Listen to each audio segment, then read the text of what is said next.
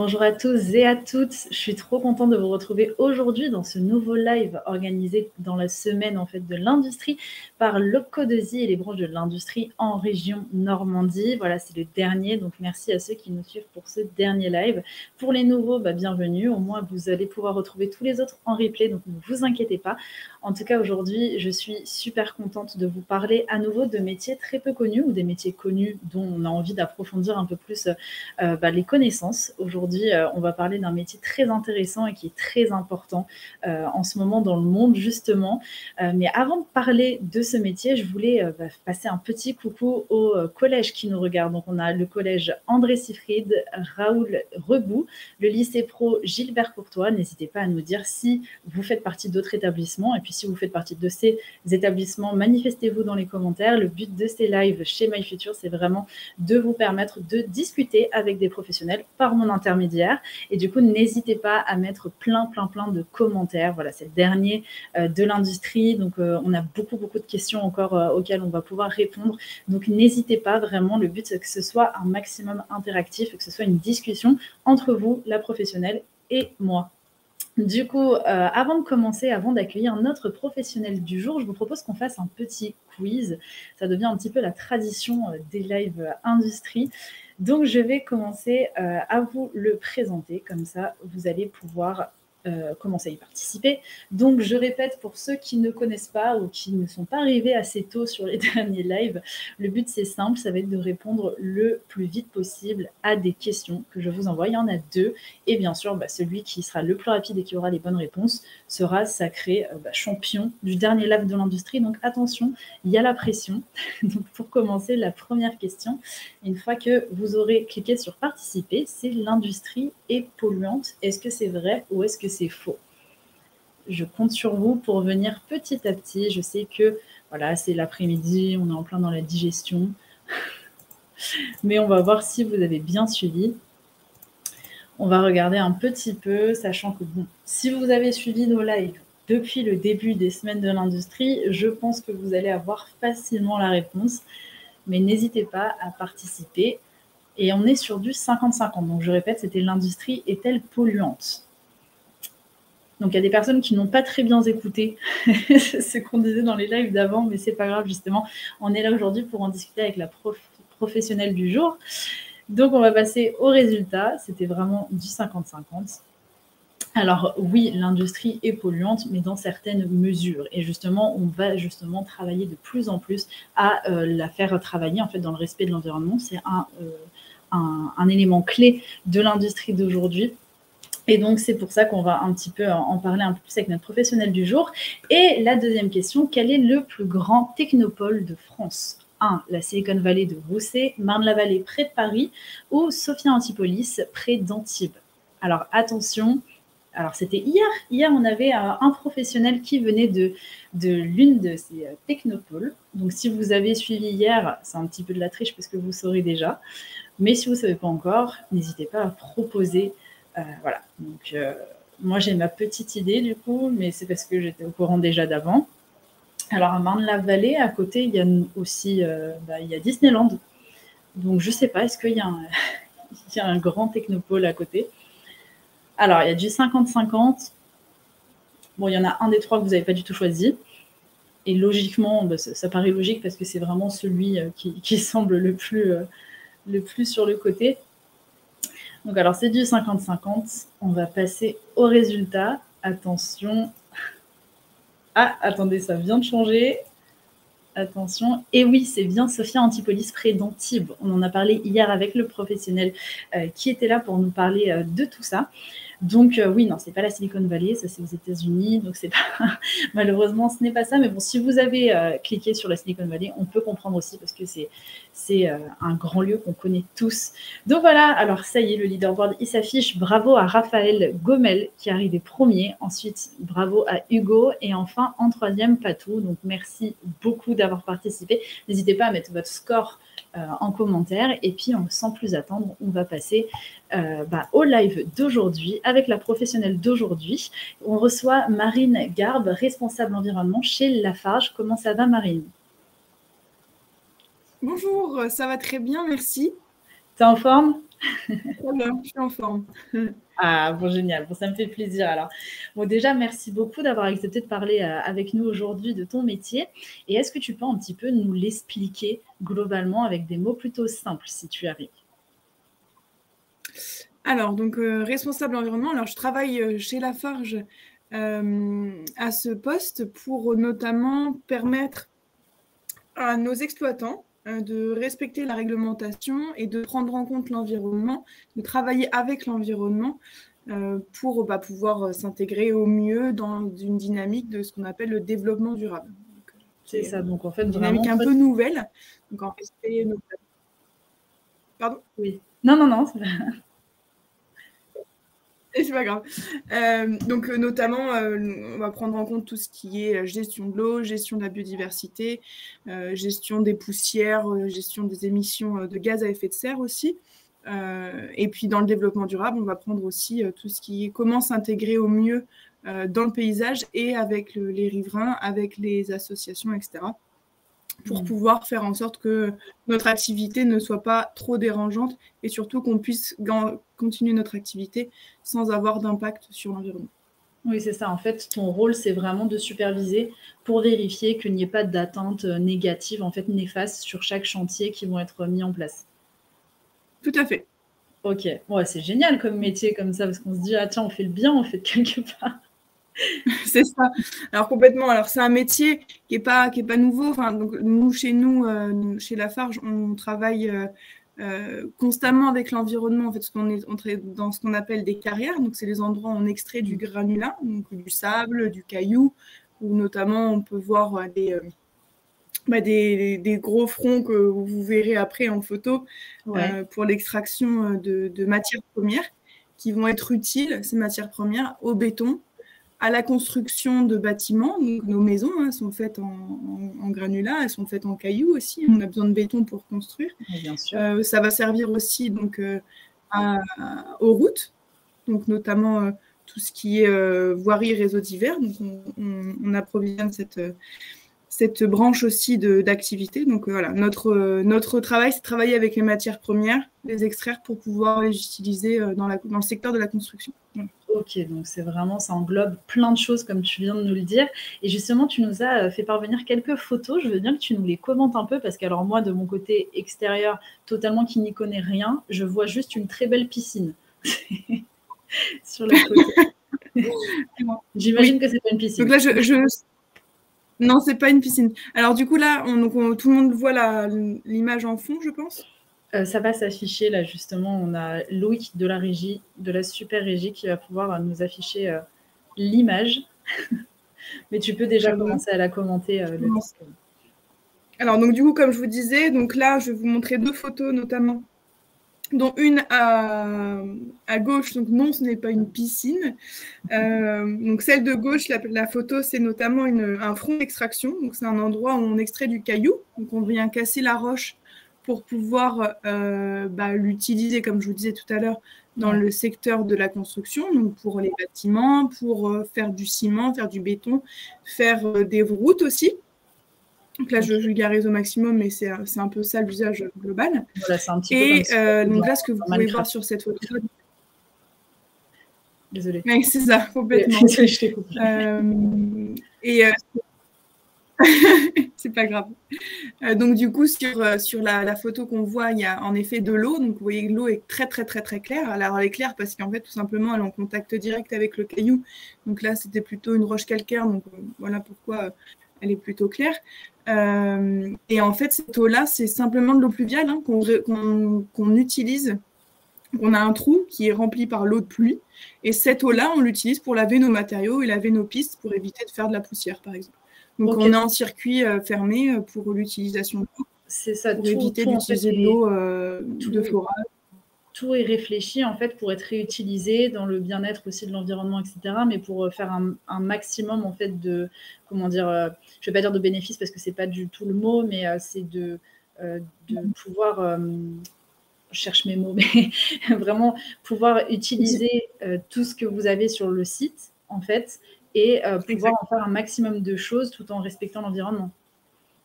Exactement. Donc là, on préserve l'eau, la ressource en eau notamment, en utilisant l'eau de pluie, qui est quand même naturelle, mais qui va de toute façon tombera dans tous les cas. Donc on utilise cette eau de pluie-là plutôt que d'aller chercher de l'eau des réseaux ou l'eau de forage dans les nappes phréatiques, quoi. Donc on préfère utiliser cette eau-là. Donc voilà. Donc la plupart de nos carrières sont fournies en circuit fermé. Donc là, vous avez un exemple de circuit fermé, mais il y en a d'autres. Donc on recycle l'eau, on réutilise l'eau, on la collecte au maximum pour éviter d'avoir des pertes et surtout pour pouvoir éviter d'en prélever dans le milieu naturel. Voilà. D'accord.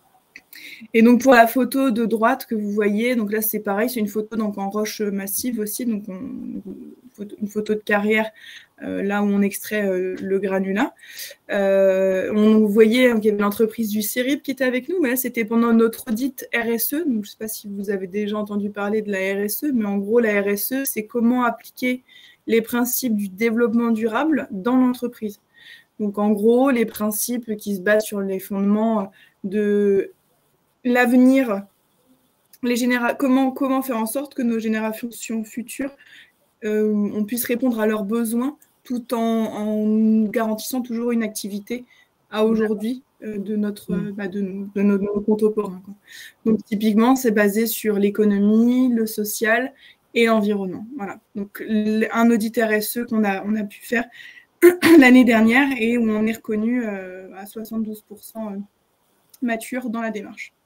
Ok, d'accord. Et alors là, on voit plein de personnes ensemble. Est-ce que toi, tu travailles en équipe, justement, ou est-ce que tu as un métier qui est plutôt solitaire? Alors, moi, je suis constamment avec des collègues. Vous voyez, moi, je pense... donc là, typiquement, sur une journée classique, je suis constamment en réunion avec des collègues pour travailler sur divers sujets. Et à la fois, c'est des collègues qui n'ont pas le même métier que moi. Parce que justement, moi, mon rôle, c'est de pouvoir les aider, donc aider ce qu'on appelle les exploitants, donc les personnes qui travaillent directement sur les carrières, à améliorer leur process de gestion pour prendre en compte l'eau, la biodiversité, les poussières, le bruit, etc. Et en contrepartie, il y a aussi tout l'aspect aussi développement des projets, donc rédaction des projets, des rédactions des dossiers, si vous voulez, donc je vais aider des collègues, ce qu'on appelle des responsables fonciers environnement, que je vais aider que je vais leur apporter un certain soutien lors de la rédaction de leurs documents. Ok, très bien. Et donc, dans tout ça, justement, l'environnement, c'est quelque chose qui commence à émerger vraiment de plus en plus. C'est vraiment une question qui se pose. Est-ce que, du coup, tu as l'impression qu'il y a beaucoup plus de métiers comme le tien qui sont en train d'émerger? Ah oui, complètement. Oui. Il y en a énormément, et notamment dans le secteur des énergies renouvelables, où on va avoir beaucoup d'entreprises qui se sont beaucoup développées les 10 dernières années, et où il y a un emploi, une employabilité qui est énorme. Bien sûr. Ok, bon, ça c'est un bon signe pour tous les jeunes qui nous regardent. Et justement, en parlant de ça, est-ce que ça peut t'arriver de prendre des stagiaires? Ah oui, complètement. On en a régulièrement. Là, aujourd'hui, notamment, j'ai 3 alternants qui travaillent avec moi, qui m'aident sur mes missions, et que je forme aussi, parce que l'objectif, c'est de pouvoir les porter au plus haut possible. Et on a également la possibilité de prendre des stagiaires. Ok, d'accord. Et si, par exemple, là, il y a des jeunes qui nous regardent et qui seraient intéressés par ça, comment est-ce qu'ils peuvent faire pour postuler? Est-ce qu'il y a un site où il faut envoyer un mail ou...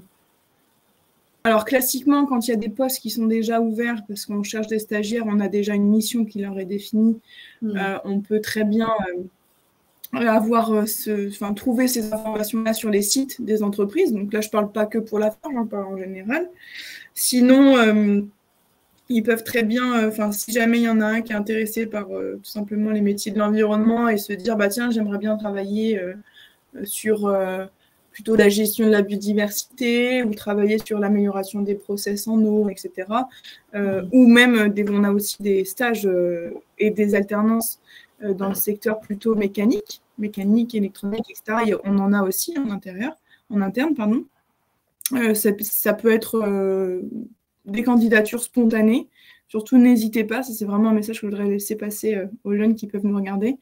N'hésitez pas à envoyer, quand vous avez une entreprise qui vous intéresse et un poste où vous avez une passion, allez-y, foncez, envoyez vraiment vos candidatures, ce qu'on appelle spontanées, pour montrer que vous êtes là et que vous êtes présent et que vous avez envie de travailler, quoi.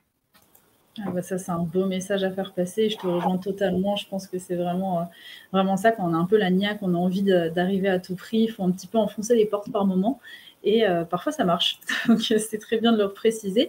Et dans le chat, on a Hugo qui te pose la question, tu as combien de personnes dans ton équipe? Donc, peut-être autour de toi, plus... Alors, en management direct, donc management, c'est la hiérarchie, si vous voulez. Donc, moi, je suis chef de 3 personnes. Et dans mon équipe environnement, au total, on est alternant, CDI, stage confondu, on est une petite quinzaine de personnes en France. C'est pas mal. Mais par contre, ouais, alors c'est pas mal. C'est pas suffisant par rapport à tout ce qu'on peut couvrir, mais du coup, ce qui est aussi important, c'est qu'on travaille beaucoup, comme je vous disais tout à l'heure, avec les exploitants et avec les collègues responsables fonciers environnement. Donc, les chefs de projet en local, si vous voulez. Moi, j'ai plus une portée nationale que locale. Et localement, je travaille avec, au total, j'ai 48 chefs de site que je soutiens régulièrement, enfin tout le temps, constamment. Et j'ai 10 responsables d'exploitation et 7 responsables fonciers environnement. Et du coup, quand tu parles de ça, d'être au national, ça veut dire que tu changes de site souvent? Alors oui, complètement. Je suis basée à Mantes-la-Jolie, donc dans les Yvelines, pour ceux qui connaissent. Ouais. Mais sinon, je suis responsable de 60 sites entre Le Havre et Vichy. J'ai tout le nord de la France. Ouais. Donc et Vichy, coup, pour ceux qui connaissent, ouais. Mais c'est pas trop stressant, justement, d'avoir 60 sites, c'est énorme. Ah bah c'est énorme, mais du coup, c'est là tout l'intérêt de faire aussi, d'avoir des contacts réguliers avec les collègues pour pouvoir avoir du relais et pour être sûr que tout le monde... Exactement. Ok, très bien. Bah, merci pour ces réponses et je te propose qu'on fasse un bond dans le passé et qu'on revienne un petit peu à toi, quand tu étais plus jeune, ton parcours. Donc, est-ce que tu peux un peu nous expliquer après la troisième, qu'est-ce que tu as fait? Alors, après la troisième, donc j'ai fait un bac scientifique, section européenne. Donc, à l'époque, les bacs scientifiques existaient encore. Donc, bac scientifique, donc avec les dominantes maths, physique, chimie et sciences de la vie et de la Terre. Ouais. Et donc, section européenne, bah, tout simplement parce que j'avais des cours en plus en anglais, de physique-chimie en anglais. Donc, tout ce qui était matière scientifique était doublé en anglais. J'avais des cours supplémentaires. D'accord, voilà, justement, là, je vais t'interrompre, parce que, excuse-moi, parce qu'il y a une question, justement, qui est venue pile là-dessus à cet instant, donc je vais te la poser maintenant. Est-ce que tu dois parler plusieurs langues? On me demande sur le chat. Ah oui, l'anglais, c'est impératif. Okay. Moi, personnellement, je parle anglais, espagnol, italien et polonais, mais italien et polonais moins bien que les autres. Voilà. Alors, du coup, tu gères 60 sites et en plus de ça, tu parles plein de langues. Tu as combien de cerveaux? Oui, mais un seul, ça suffit. Non, c'est la petite blague qui est vraie, qui est importante. C'est vrai que l'anglais, c'est la priorité. L'espagnol peut servir en fonction des secteurs d'activité où vous travaillez. Moi, pour l'instant, je ne l'ai pas utilisé. Enfin, je l'ai utilisé une fois, mais vraiment, c'était optionnel, quoi.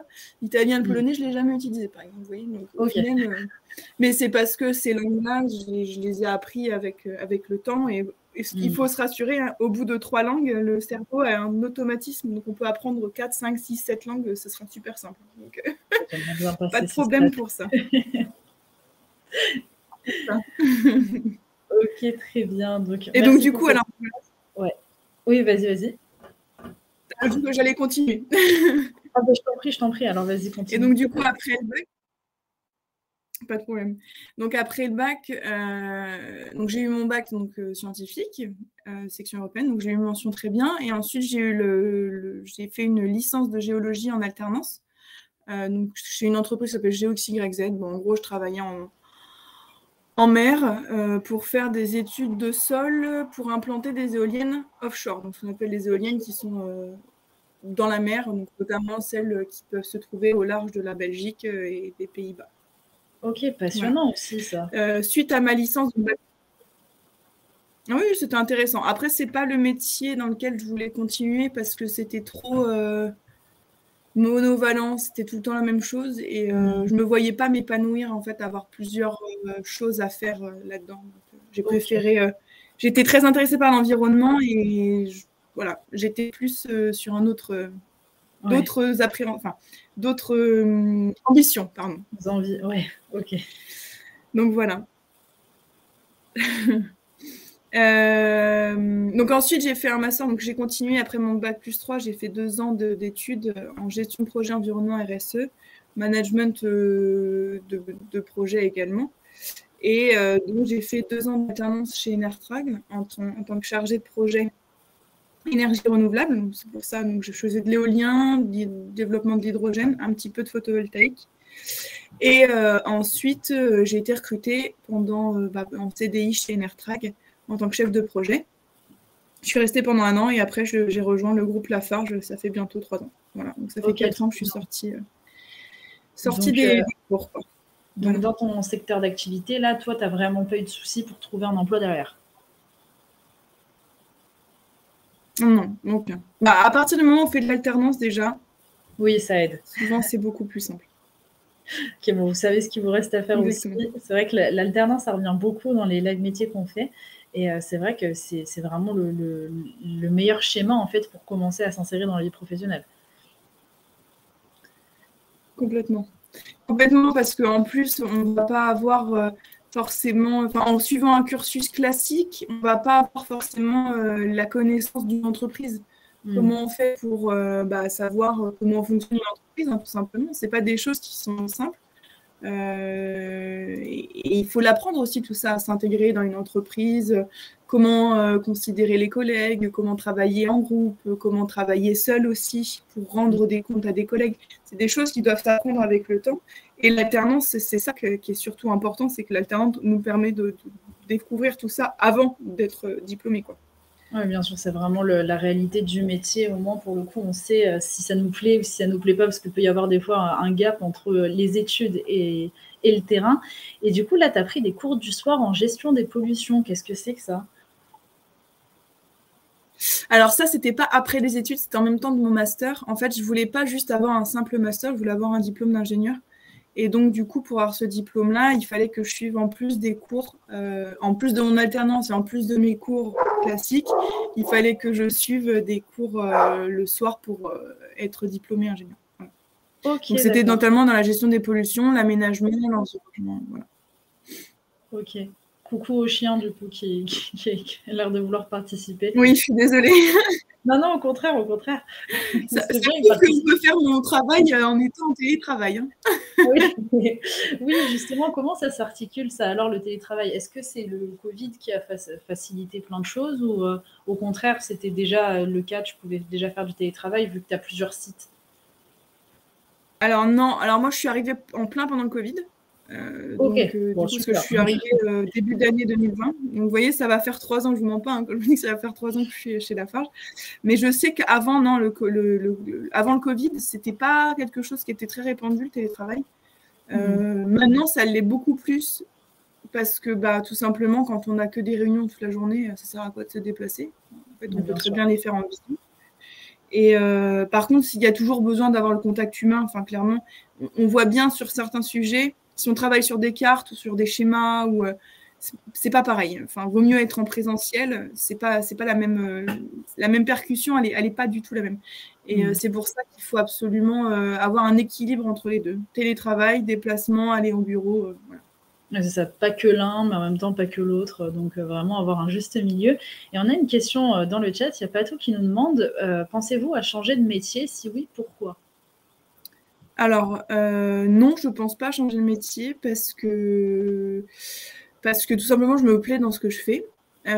J'adore mon travail. Mon poste me plaît énormément. C'est polyvalent. C'est exactement ce que je cherchais. Il y a de la technique, il y a de la gestion de projet, il y a du management aussi et aussi du travail avec les collègues.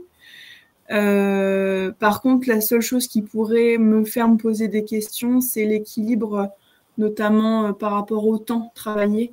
En fait, on est très pris par les missions, donc il faut faire attention à ne pas non plus se laisser absorber par le travail, et notamment lorsqu'on est en télétravail, on a tendance à finir super tard et puis à enchaîner. Il faut faire juste attention à ça. Mais c'est un point de vigilance que voilà, on garde en tête, surtout qu'on le sait, on est des générations, enfin moi j'estime, de toute façon les générations des années 85 jusqu'à la fin des années 2000, On est beaucoup à vouloir absolument montrer, faire nos preuves au boulot, etc. Et on est une génération énormément à burn-out. Donc, il faut faire attention à ça, il faut se protéger. Mais bon, ça n'empêche qu'il faut quand même travailler. Je veux dire, oui, voilà. Il ne faut pas rester... faut trouver le juste milieu, comme tu t'en parlais tout à l'heure. Et c'est vrai qu'il ne faut pas surmener non plus, mais il faut quand même être motivé et aller de l'avant. Et du coup, tu parlais des choses que tu préfères et des choses que tu aimes un peu le moins. Donc, passons directement à cette slide-là. Tu disais que ce que tu préfères dans ton métier, c'est la polyvalence et le déploiement des actions, enfin d'actions. Est-ce que tu peux nous commenter un petit peu tout ça? Alors évidemment, vous doutez bien que pour être sûr que tout se passe bien en environnement sur les sites, il faut faire un audit. Hein. Donc moi, mon rôle, c'est notamment d'être le regard extérieur des sites, parce que je n'y suis pas tous les jours. Donc je viens voir mes collègues pour leur dire, bon allez, c'est parti, on fait un audit réglementaire et de performance environnement. Et donc on fait ça sur tous les sites, tous les 2 ans. Voilà. Et suite à ces actions, ces audits-là, on va regarder ce qu'on appelle les écarts, en fait les endroits où on n'est pas conforme ou alors on peut s'améliorer. Et on va mettre en place des actions dans des plans d'action. Et c'est le déploiement de ces actions-là que j'adore parce que finalement, on suit une évolution. On se dit, OK, bon, ça, on sait qu'on n'est pas bon là-dessus, ou on pourrait s'améliorer. Bon, on va faire une action sur 6 mois, 1 an et demi. Et puis, le déploiement des actions, on va le suivre progressivement. Donc là, notamment via du suivi trimestriel. Hein, tous les 3 mois, je vois mes collègues et je leur dis, alors, comment ça se passe sur le déploiement de telle action? Ah tiens, moi, je dois m'occuper de telle action.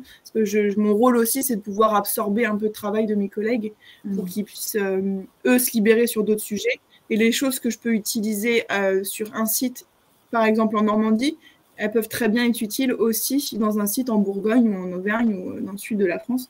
Donc, l'intérêt de mon poste, c'est justement de transférer les bonnes pratiques sur l'ensemble des sites, quoi.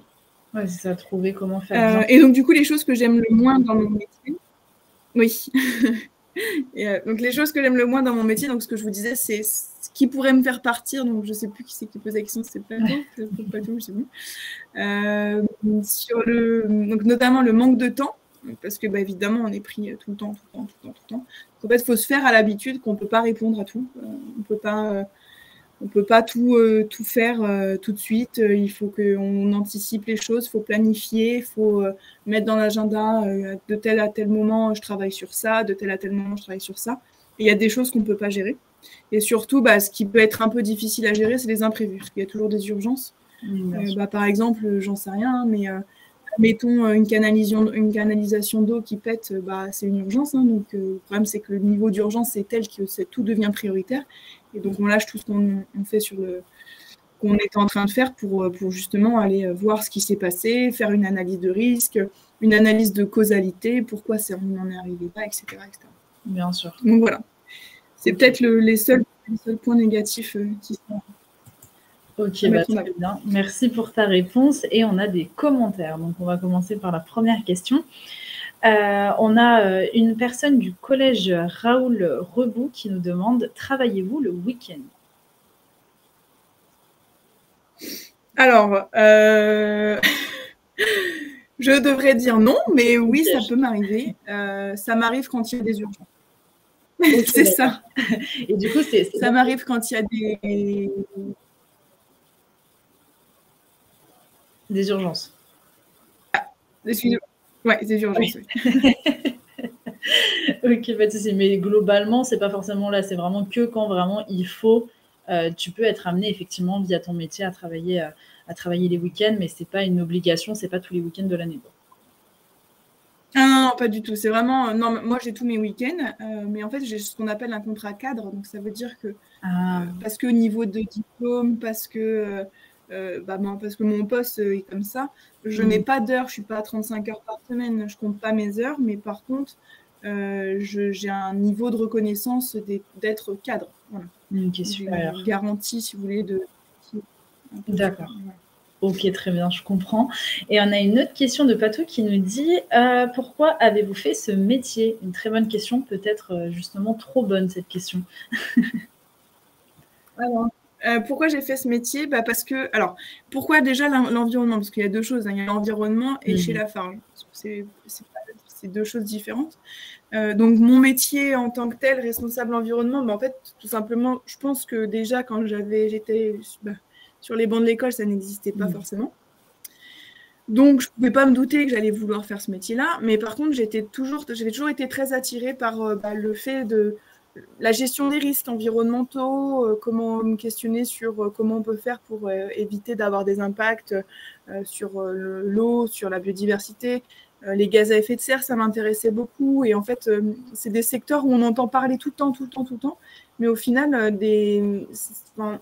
peu de personnes comprennent vraiment ce qu'il y a derrière. Qu'est-ce que ça veut dire? Pourquoi on dit que l'industrie pollue? Pourquoi on dit que des gaz à effet de serre sont en train de faire un changement climatique qui est reconnu de toutes les instances, bien etc. Sûr. Et du coup, moi, c'était plus travailler là-dessus, sur le changement climatique qui m'attirait le plus. Et puis après, pourquoi chez Lafarge? Parce que tout simplement, j'estime que c'est un secteur d'activité où il y a un besoin. Quand clairement j'ai été débauchée de chez Airtrag, parce que j'étais en poste depuis 3 ans finalement quand j'étais dans mon ancienne boîte. Quand Lafarge est venu me chercher, je me suis dit c'est la super occasion de voir ce qui se passe dans une autre industrie et de pouvoir contribuer, apporter ma petite pierre à l'édifice et améliorer les choses localement aussi sur cette entreprise-là. C'était double bénéfice, quoi. Donc voilà pourquoi.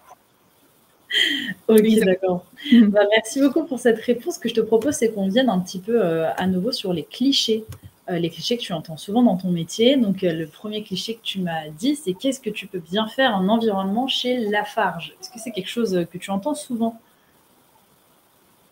Oui, parce qu'en effet, on est une industrie qui est reconnue comme étant polluante. Donc, surtout que le nom Lafarge, il y a le Lafarge ciment, il y a le béton, il y a les granulats.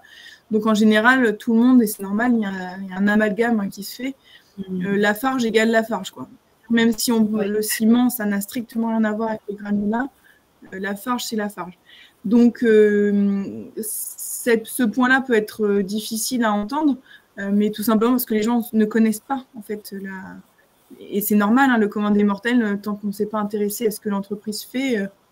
Comment vous voulez savoir qu'on a des plans d'action environnement, qu'on a des plans d'action biodiversité, qu'on est engagé auprès des ONG les plus grosses mondiales sur notamment la prise en compte de nos enjeux biodiversité, environnementaux, gestion de l'eau, les gaz à effet de serre. Enfin, tout ça, on a des objectifs ultra précis que n'importe quelle autre boîte d'une industrie, certes soi-disant moins polluante, mais par contre, eux, ils n'ont rien du tout qui est en place.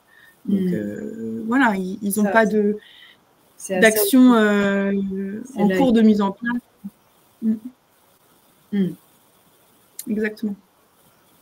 Donc voilà. Donc c'est un cliché, oui, que je peux entendre régulièrement. Surtout, j'imagine que vous avez peut-être dû entendre parler notamment de certains points. Oui, le ciment, ça pollue, etc. Oui, c'est un fait, mais on travaille dessus. Et en fait, on est l'industrie qui est la plus avancée dans la recherche pour limiter nos gaz à effet de serre. C'est un peu contradictoire, mais en fait, c'est tout à fait normal. À force d'avoir été décrié, on a travaillé, on s'est amélioré, quoi. Et on s'améliore de jour en jour. Il y a vraiment ce souci du détail aussi, parce que c'est quelque chose qui va vous servir aussi à vous aussi, en fait, de travailler ces matières. Il y a un côté néfaste, mais justement, on va faire en sorte que ce soit le moins néfaste possible et justement prévoir, faire de la prévention à ce niveau-là. Et c'est vrai que c'est important, comme tu le dis, de donner la parole là-dessus et d'être au courant. C'est aussi pour ça qu'on fait ces lives.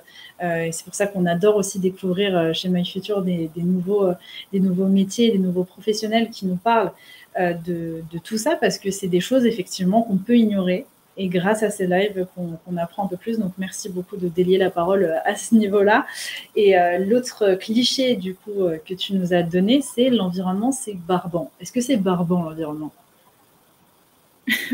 Alors pour moi non, évidemment que non, sinon j'en ferais pas.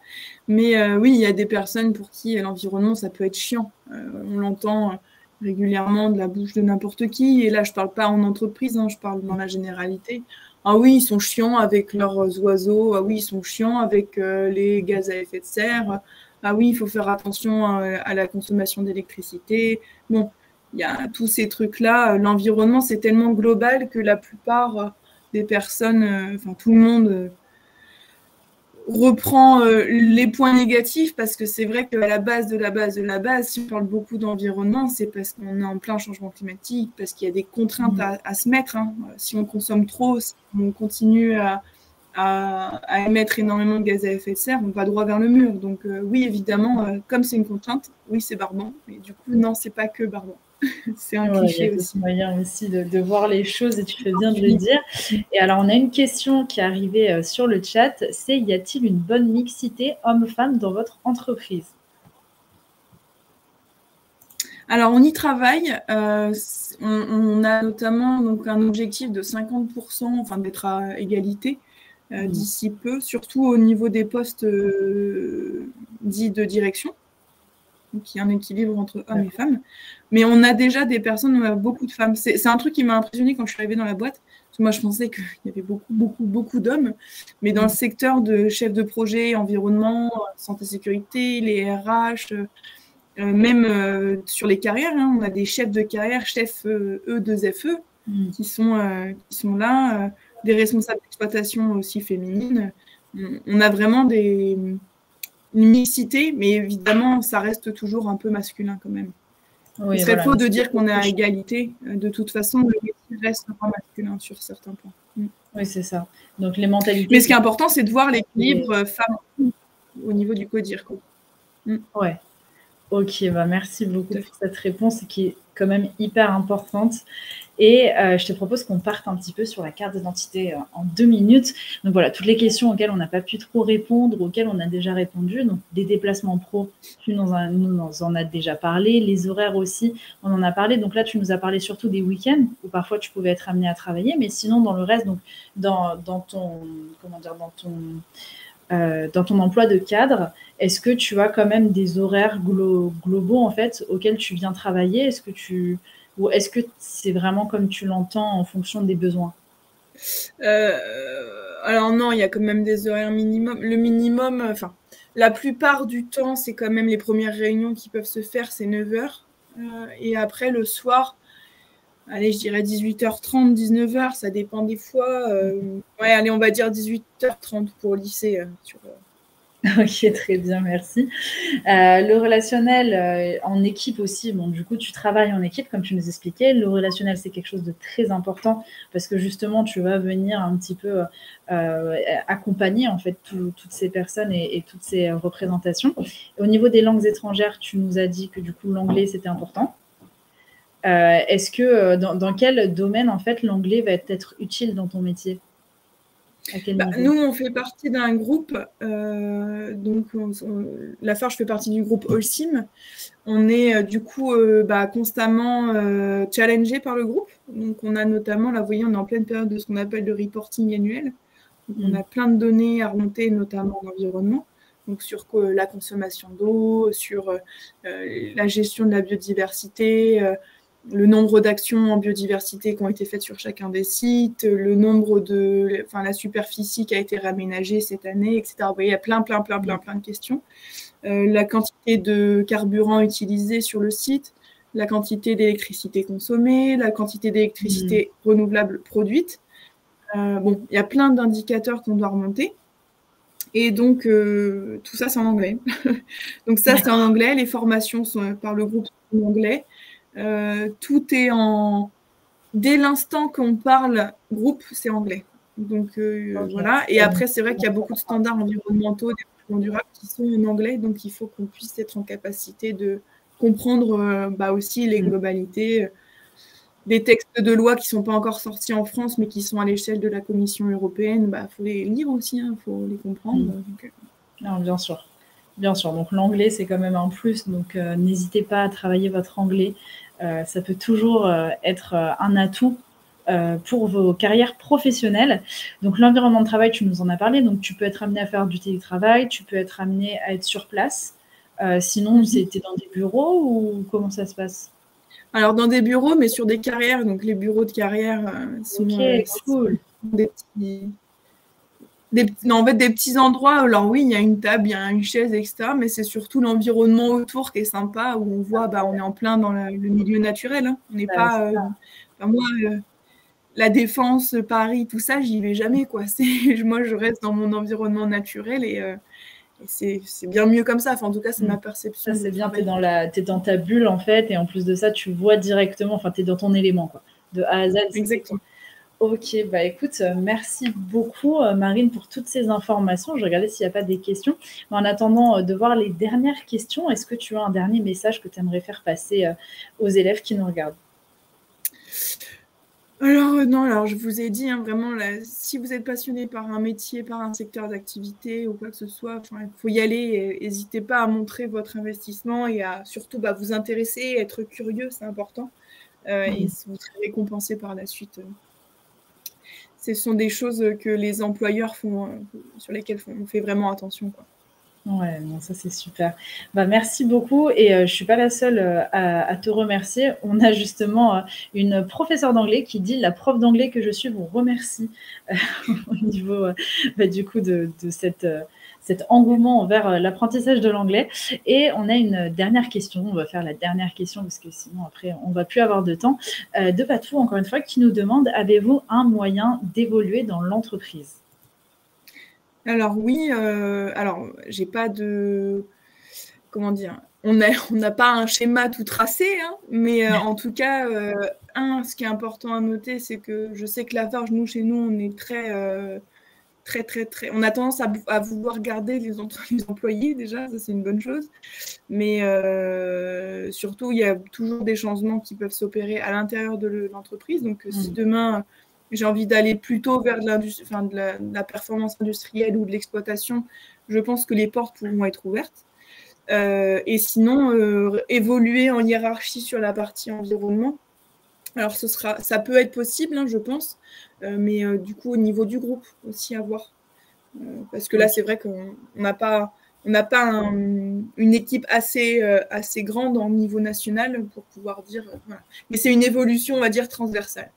Ouais, donc plein de belles choses qui peuvent t'attendre. En tout cas, on te souhaite le meilleur. Encore merci de nous avoir laissé un petit peu de temps et de nous avoir expliqué un peu ton métier avec passion, comme on a vu, et beaucoup d'envie et de bonnes perspectives pour le futur. Donc merci à toi Marine et merci aussi à vous d'avoir suivi ce dernier live métier industrie. J'espère qu'il vous a plu. Si vous avez loupé un moment ou vous voulez revoir un passage, ne vous inquiétez pas, le replay sera très très bientôt disponible sur notre site MyFuture #live. Donc n'hésitez pas à aller re-regarder tout ça. Merci encore de nous avoir suivis pour ces lives industrie. J'espère que vous avez appris plein de choses. Personnellement, j'ai redécouvert totalement l'industrie et j'ai appris plein de choses que je ne connaissais pas, donc ça fait toujours plaisir.